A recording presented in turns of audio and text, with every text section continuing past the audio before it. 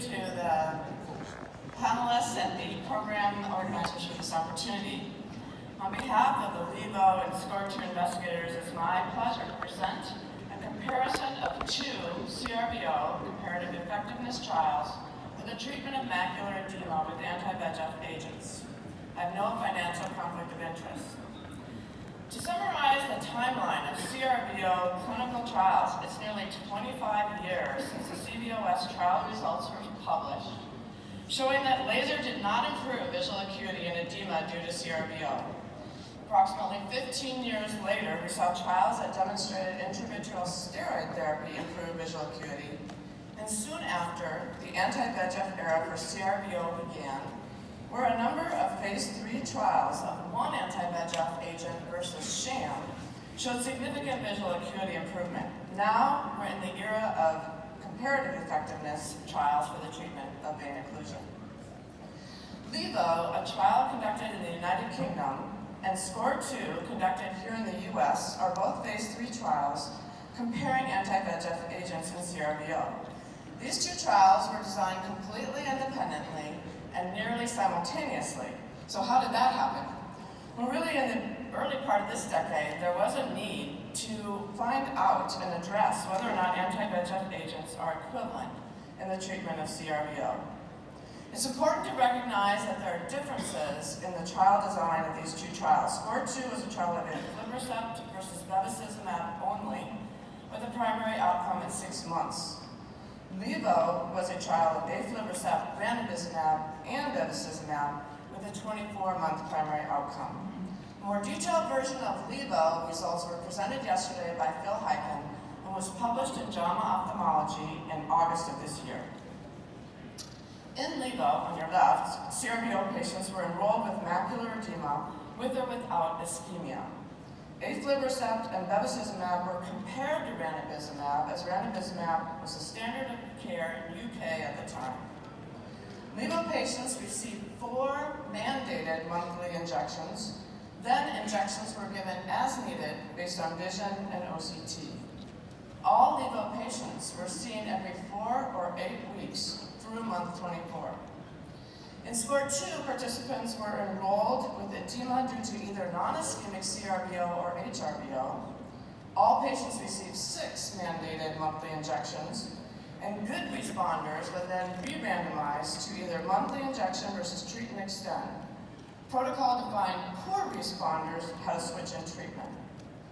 Protocol-specific treatment in SCORE2 only lasted until month 12, and between month 12 and 24, patients were treated at the discretion of the investigator. Baseline characteristics between the two trials also show some differences. To summarize the top-line results from SCORE2, SCORE2 showed that bevacizumab was non-inferior to aflibercept with respect to visual acuity at 6 months. Monthly injections of both drugs showed over 18 letters of visual acuity improvement, and you can see the point estimates for each drug within 1 letter of each other. Bevacizumab met the 5-letter non-inferiority margin. At month 6, a re-randomization occurred for SCORE2 responders in order to prospectively test a treat and extend schedule.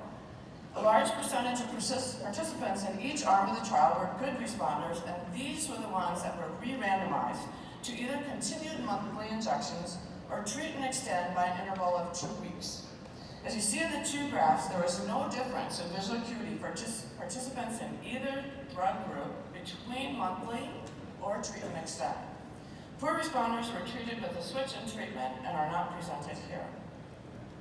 Between months 12 and 24, SCORE2 participants had, again, no protocol-defined treatment. Investigators treated at their discretion, giving us some real-world data. You can see this on the graph of the arc of visual acuity over 24 months. The red arrow on the left shows you that at month 6 and then at month 12, visual acuity continues to improve. But between months 12 and 24, mean visual acuity decreases by 5 letters. There is no difference, however, in the outcome when comparing the 2 treatments based on the participant's original drug assignment. I'd like to now share with you the results of the top-line LEAVO trial. The primary outcome was at 24 months, and the primary outcome analysis revealed that that intravitreal bevacizumab was not non-inferior to ranibizumab. Aflibercept was non-inferior, but not superior to bevacizumab. And in a post hoc analysis, bevacizumab was not non-inferior to aflibercept as well.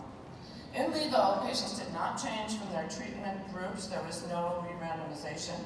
And here you can see the red arrow on your left, a decrease in visual acuity at month 6. That was following the 4 required monthly injections that actually had 2 monthly visits where injections were done only as needed.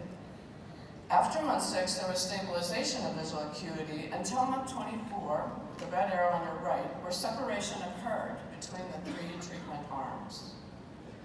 In LEAVO, all 3 anti-VEGF agents led to improvement in vision, and there were very few treatment failures. The participants had visit intervals no more than 8 weeks apart through 2 years, which did help to ensure that participants who needed more frequent injections would get them, and others who did not were simply monitored. Final visual acuity, however, did not reach the same level as in SCORE2, as you see in the table below. What are the take-home messages from these 2 CRVO trials? Well, clearly differences exist in the outcome of these 2 trials, and it's notable that bevacizumab did not perform as well in LEAVO as it did in SCORE2. Differences in results may be due to trial design, time of primary outcome, eligibility criteria. Based on the available data from these 2 trials, it does suggest that an initial treatment schedule of 6 monthly anti-VEGF injections appears to be more effective than 4 monthly injections. And close follow-up every 4 to 8 weeks is beneficial in maintaining those early visual acuity gains seen early in the treatment phase. Thank you to all the LEAVO and SCORE2 sites, investigators, and to our funding agencies.